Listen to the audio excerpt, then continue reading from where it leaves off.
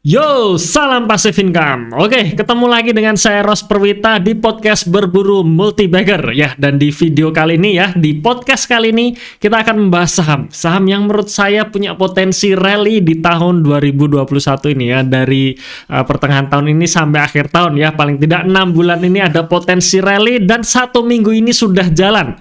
Dan jalannya masih pelan, artinya ya kalau kita mau masuk mungkin sih belum telat gitu ya, mungkin belum telat. Ya cuman sekali lagi ya, ini disclaimer ya, disclaimer artinya ya nanti apapun keputusan Anda ya saya tidak bertanggung jawab, intinya seperti itu ya. Jadi teman-teman perlu analisa lagi saham yang saya bicarakan ini. Cuman sebelum kita bahas mengenai saham tersebut, saya ingin menjawab pertanyaan dari dari pertanyaan yang sudah diajukan teman-teman di podcast sebelumnya ya. Podcast sebelumnya berjudul IHSG Indeks Harga Saham Gorengan. Nah ini ada pertanyaan menarik nih dari Pak Adrian Juwono. Ya, selamat pagi Pak Eros. Bagaimana menurut pendapat Bapak, apakah kita harus tetap bertahan dengan konsep value investing atau mungkin sudah harus dicampur dengan konsep investasi di blue chip bikinan bandar lokal seperti Arto, DCI, Bank yang dalam setahun kenaikannya sudah ribuan persen? Oke. Pertanyaan yang menarik ya untuk dibahas ya. Jadi gini, kalau saya kemarin cerita sedikit mengenai Arto, DCI, dan Bank itu adalah saham bubble gitu kan ya. Saham bubble yang dimana kenaikannya hanya karena sentimen dan tidak didukung fundamental. Nah, kalau suatu saham yang naik karena sentimen tidak didukung dengan fundamental, apalagi 3 saham ini kan seperti menjual mimpi gitu ya, bahwa nanti di masa depan ya saham-saham bank digital ini akan merajai sehingga semua akan kalah gitu, dan pemenangnya adalah saham digital ini yang dimana nanti revenue-nya besar, asetnya besar dalam waktu singkat, kira-kira seperti itu kan. Nah, menurut saya pribadi, saham-saham tipe bubble seperti ini tuh risikonya tinggi teman-teman ya. Resikonya tinggi karena kalau misalkan yang diimpikan tersebut tidak terjadi, ya sudah, itu siap-siap harga sahamnya itu akan jeblok lagi gitu ya. Seperti kita kemarin mengalami ya, tahun 2020 kemarin ya, kita kenal atau kita mengalami fenomena vaksin di mana saham Inaf dan KF naik luar biasa tanpa didasari fundamental, hanya gara-gara sentimen vaksin saja naik tinggi, habis itu drop gitu kan. Kemudian ya contohnya itulah ya, nggak perlu kita sebutkan semua ya, tapi salah satu fenomena yang terjadi seperti itu. Nah, saya takutnya ketiga saham ini juga nanti akan berujung sama gitu ya. Jadi kalau saya pribadi, saya tetap menggunakan konsep awal yang sejak sudah 5 tahun 6 tahun terakhir ini saya pakai ya, value investing. Jadi benar-benar kita analisa fundamental perusahaannya dulu, apakah bagus atau tidak, kemudian kita valuasikan apakah harga saat ini masih masuk akal untuk masuk atau tidak. Nah, kira-kira seperti itu ya. Tapi sekali lagi ya, konsep value investing ini benar-benar untuk kita yang ingin investasi dengan tenang ya. Artinya setelah kita beli sahamnya, kita bisa tinggalkan market, kita bisa menjalankan rutinitas kita yang lain dengan santai, dengan tenang, tanpa harus terganggu dengan hiruk pikuknya bursa gitu ya, dengan berisiknya bursa setiap hari. Tanpa harus terganggu dengan kira-kira saham saya akan ARB atau tidak nih, akan disuspend atau tidak, kira-kira seperti itu. Nah, itulah fungsinya value investing ya. Jadi untuk 3 saham ini saya sih skip gitu ya. Dan apakah dicampur? Saya tidak gitu ya. Saya benar-benar akan cari perusahaan yang bagus dan harganya masih murah. Nah, tapi apakah kita tidak boleh masuk ke saham-saham seperti ini? Ya boleh gitu. Boleh-boleh saja, tidak ada yang melarang ya. Sepanjang kalau teman-teman melakukan trading atau spekulasi, ya itu boleh gitu. Dan kalau misalkan teman-teman trading full time trader ya, sudah meluangkan waktu untuk memantau market setiap harinya, ya justru saham-saham seperti ini yang harus dicari gitu. Jadi risk and reward-nya dapat. Teman-teman sudah nyemplung ya, sudah mau pusing-pusing di bursa, harusnya dapatnya cuannya tinggi gitu ya. Jangan seperti saya yang investing, yang saya beli santai gitu ya, tahu-tahu 1 tahun ke depan ya sahamnya naik 100% kan gitu. Jadi target saya cuman mengalahkan IHSG saja cukup gitu ya. Nah, itulah perbedaan antara ketika kita investing dengan kita trading atau kita spekulasi ya. Jadi balik lagi nih, kita sedang ngapain? Apakah kita sedang investing atau sedang berspekulasi itu ya. Tapi pastinya dua hal ini ya sangat berbeda tapi juga tidak dilarang gitu ya. Jadi saya kembalikan lagi ke teman-teman ya.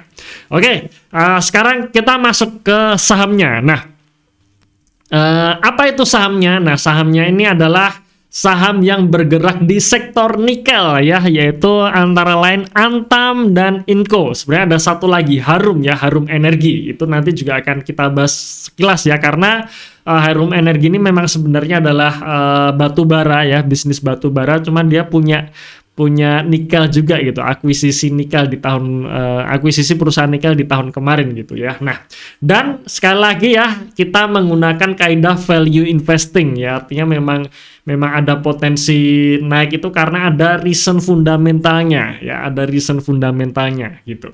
Nah, tapi apakah naiknya bisa 1000% seperti ini ya, Arto DCI Bank? Ya saya tidak tahu. Kemungkinan sih tidak gitu. Kemungkinan sih tidak. Tapi kalau sekedar kita beli, habis itu kita tinggal sebulan, 2 bulan, saya sih optimis gitu sampai akhir tahun akan tetap terus naik gitu ya. Akan rally nantinya ya. Akan rally nantinya dan ya sekitar 50% gitu sih saya optimis ya dapat gitu sampai akhir tahun ya. Nah, oke. Kita cerita dulu mengenai saham Antam ya. Jadi ada saham Antam dan saham Inco dan juga Harum Energi. Sekarang kita flashback dulu nih saham Antam ya. Antam tahun 2020 kemarin naik 130% ya. Jadi penutupan harga saham di tahun 2019 sampai penutupan tahun 2020 itu naik 130% ya. Itu menurut saya naik yang bagus ya untuk kategori investing. Ya, dimana kita beli habis itu kita tinggal saja naik 130%. Itu ya bagus banget gitu ya. Kemudian kalau misalkan teman-teman punya Antam tahun kemarin sampai akhir tahun naik 130%. Jadi katakanlah teman-teman sudah beli di awal Januari gitu ya. Jadi bukan belinya dari bottom nih, tapi benar dari Januari itu naik 130%. Dan kalau misalkan di hold sampai bulan Januari sampai Februari itu naik menjadi 300%. Akhirnya menyentuh ATH-nya ya, all time high-nya di bulan Januari ya. Kalau nggak salah bulan Januari itu di 3.400. Dan akhirnya setelah fenomena nikel hilang ya, diganti fenomena digital, sahamnya turun menjadi 2.200-an ya, 2.000-an bahkan ya, 2.000-an sampai sekarang ditutup di harga 2.500 kalau nggak salah ya.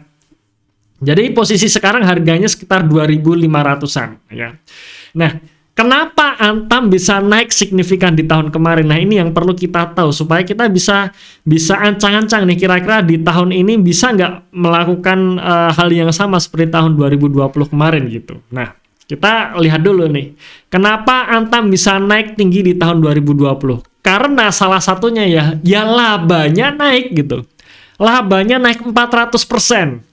Maka nggak heran harga sahamnya juga ikut naik ya, ikut naik 130% bahkan sampai 300%. Ya, jadi ada reason fundamentalnya di sini. Nah, ini Antam ya. Kemudian saham Inco juga sama ya.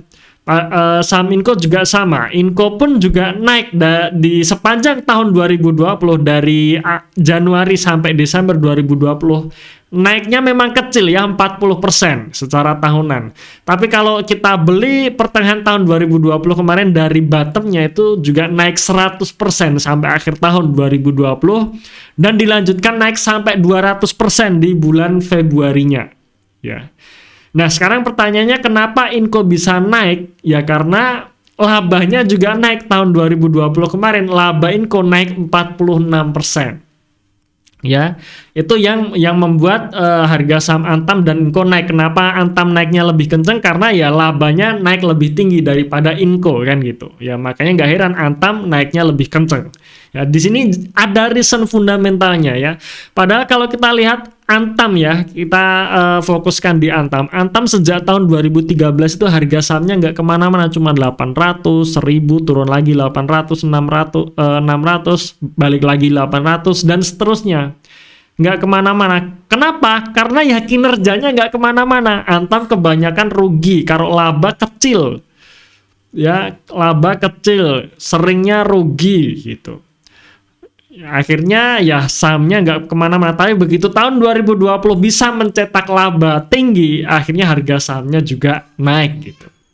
Nah, sekarang kita juga masuk nih ke saham Harum Energi ya, atau saham dengan kode emiten HRUM. Nah, sama ternyata ya, Harum pun juga sama. Di tahun 2020 kemarin harga sahamnya naik 126%. Ya, harganya naik 126% sepanjang tahun 2020, jadi dari Januari sampai Desember tahun 2020 ya. Dan kalau misalkan di hold ya sampai Februari saja, harga sahamnya naik menjadi 481%. Ya, jadi memang 3 saham nikel ini puncak-puncaknya antara bulan Januari dan Februari kemarin ya. Jadi untuk Harum sendiri level ATH-nya berada di 7.000 ya, 7.000. Nah, naik 481% ya sepanjang tahun 2020 dilanjut sampai Februari. Dan sama nih, ketika fenomena nikelnya hilang, akhirnya turun ya, ke level sekarang di 5.000-an ya. Sekarang levelnya di 5.000-an. Nah, kenapa Harum Energi juga bisa mencetak kenaikan harga saham yang signifikan? Ya sama, ada reason fundamentalnya. Labanya naik 211%. Dan karena labanya naik itulah, maka saham Harum Energi juga naik harga sahamnya ya. Jadi naiknya ini ada reason fundamental, ada didukung oleh memang kinerjanya yang baik gitu. Nah, sekarang pertanyaannya, kenapa harga sahamnya bisa naik 100% gitu untuk 3 saham ini di tahun kemarin, tahun 2020 kemarin? Ya pasti tadi ya sudah kita jelaskan bahwa labanya naik. Kemudian apalagi, salah satunya karena sentimennya kuat. Ya teman-teman pasti ingat sekali tuh sentimen mengenai nikel ya, tambang atau energi ramah lingkungan itu kuat banget. Ya kuat banget, ditambah dengan sentimen Tesla yang akan masuk ke Indonesia dan sebagainya, di mana nikel ini adalah bahan baku baterai yang nantinya akan dibutuhkan, maka sentimen yang kuat inilah yang menyebabkan harga sahamnya ini juga naik kenceng gitu ya. Jadi di sini ketemu bagger dari saham ini karena ketemu antara kenaikan kinerja dengan sentimen ya, yang seperti kita bahas di podcast sebelumnya. Kinerjanya naik, sentimen masuk, ya sudah sahamnya terbang. Ya, sesimpel itu sebenarnya, sesimpel itu. Nah, sekarang bagaimana di prospek ketiga saham ini di tahun 2021 ini? Oke, sebentar, saya buka data dulu, sorry. Ya, ini ya. Kita akan bahas sekilas saja, ya, sekilas saja dari laba bersihnya saja, ya, laba bersihnya tok yang akan kita bahas. Yang pertama ya, untuk saham Antam. Nah, Antam sendiri di kuartal 1 tahun 2021 ya, Antam mencatatkan kenaikan laba yang signifikan juga, yaitu sebesar 300%. Nah, ini juga menarik ya, salah satu indikasi bahwa kinerja dari saham Antam akan naik. Kinerjanya kemungkinan besar bisa naik sampai akhir tahun ini. Ya, salah satunya adalah kenaikan laba bersih yang signifikan sebesar 300%. Ya. Yaitu di mana di triwulan 1 ini laba bersih Antam ya, Antam mampu mencetak laba sebesar 600 miliar ya, 630 miliar dibandingkan dengan posisi kuartal 1 tahun 2020 kemarin, di mana Antam masih membukukan rugi 281 miliar ya. Dan menariknya laba bersih Antam ini juga disupport dari penjualan yang naik dari 5,2 triliun menjadi 9,2 triliun, dan juga laba kotornya yang juga naik dari 561 miliar menjadi 1,6 triliun ya. Jadi benar-benar kenaikannya ini sehat, kenaikan dari kinerja perusahaan ya. Oke, itu mengenai Antam ya. Kemudian yang kedua kita buka juga yaitu Inco ya, Inco atau Vale Indonesia. Nah, Inco sendiri laba bersihnya juga naik nih di triwulan 1 2021 ini ya, di mana laba Inco naik tetapi tidak sesignifikan Antam ya, yaitu hanya naik 21% saja. Ya, 21% saja, di mana Inco kebetulan laporan keuangannya dalam bentuk mata uang dolar ya. Inco labanya naik menjadi 33 juta US dollar dibandingkan dengan kuartal 1 tahun 2020 kemarin sebesar 28 juta US dollar. Nah, kenapa laba Inco naiknya sedikit dibandingkan dengan laba Antam ya? Salah satunya karena pajaknya yang besar. Sebenarnya kalau tidak dikurangi pajak ya, ini labanya sangat besar ya. Pendapatannya naik dari 174 juta US dollar menjadi 206 juta US dollar. Laba brutonya juga naik di atas 100% ya, dari 20 juta US dollar menjadi 51 juta US dollar. Nah, laba sebelum pajak ini juga naik ya, dari 23 juta US dollar menjadi 47 juta US dollar. Tapi sayangnya pajaknya tinggi ya, 14 juta dolar, pajaknya sendiri 14 juta dolar teman-teman ya, menyebabkan laba bersihnya kenaikannya tidak signifikan ya. Tapi overall kinerjanya juga bagus. Ya, kinerjanya juga bagus ya menurut saya. Nah, itu mengenai Inco. Kemudian yang ketiga yang terakhir adalah Harum Energi. Nah, Harum Energi ini menurut saya lebih dahsyat ya. Lebih dahsyatnya kenapa? Karena laba bersih dari Harum Energi itu sebesar 1.700%. Nah, ini lompatan kinerja yang menurut saya luar biasa ya, 1.700%, yang tadinya hanya mencatat laba 1,9 juta dolar di kuartal 1 tahun 2020 menjadi 22 juta US dollar. Ya, jadi Harum Energi ini pendapatannya naik gila. Tetapi khusus untuk Harum ini ya, karena Harum Energi ini sebenarnya bisnis utamanya masih batu bara. Ya, dan di mana batu bara ini di kuartal 1 tahun 2021 kemarin kinerja dari saham-saham batu bara juga belum menunjukkan perbaikan ya, atau lompatan signifikan gitu. Ya, jadi mayoritas laba bersih yang dihasilkan oleh Harum adalah dari perusahaan nikelnya. Nah, ini yang menarik teman-teman ya, ini yang menarik. Ya, di mana pendapatan lain-lain saja ya, pendapatan lain-lain dari anak perusahaannya itu senilai 9 juta dolar sendiri. Ya, jadi penyumbang laba terbesar ya, 9 juta dolar. Ya, jadi labanya sangat signifikan. Ya, labanya sangat signifikan. Nah, sebenarnya kalau kita lihat total pendapatannya hanya turun sedikit ya, 57 juta dolar di kuartal 1 tahun 2021 ini dibandingkan dengan kuartal 1 tahun kemarin sebesar 61 juta dolar. Dan laba brutonya sebenarnya naik ya, dari 17 juta dolar menjadi 26 juta dolar. Dan ditambah dengan pendapatan anak perusahaannya ya, anak perusahaan yang bergerak di nikel ditambah 9,2 juta dolar, akhirnya membuat laba bersihnya terdongkrak signifikan. Ya, nah ini juga bagus ya, menurut saya Harum Energi ini juga bagus. Oke. Ya, jadi intinya 3 saham ini ada potensi lompatan kinerja di tahun 2021 ini. Ya, ada potensi lompatan kinerja. Tinggal nanti nih harapannya ketiga saham ini sampai akhir tahun labanya tetap naik tinggi gitu ya. Nah, labanya tetap naik tinggi. Ditambah dengan harga nikel yang juga sudah naik. Ya, setelah bulan Februari kemarin harga nikel sempat turun dan sekarang sudah berangsur-angsur naik.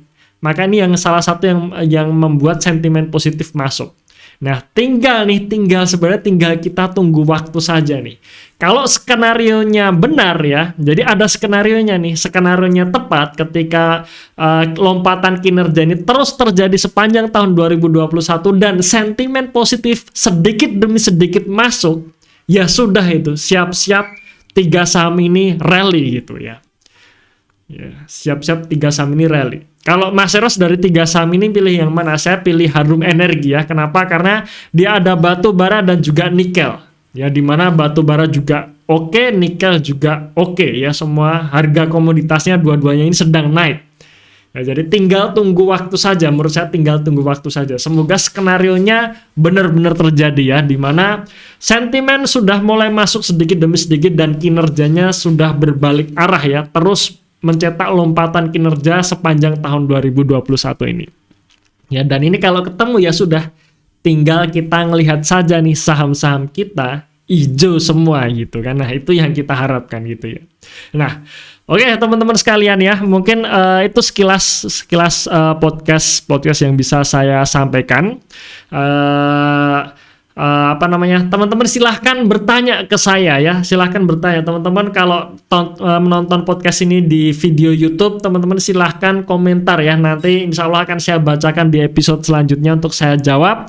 Atau bagi teman-teman yang mendengarkan podcast ini dari aplikasi podcast karena tidak bisa menulis komentar, teman-teman silahkan DM Instagram saya ya, Erose Perwita ya. Jadi DM pribadi saya aja di Instagram pribadi saya juga ya, Erose Perwita. Nah, nanti akan kita bacakan di podcast selanjutnya. Dan teman-teman juga silahkan kunjungi website saya perwita.com karena di situ saya juga nulis artikel, nulis blog yang siapa tahu bisa menambah wawasan teman-teman sekalian ya. Oke, terima kasih sudah mendengarkan podcast ini sampai selesai. Ya, cuan selalu dan salam passive income.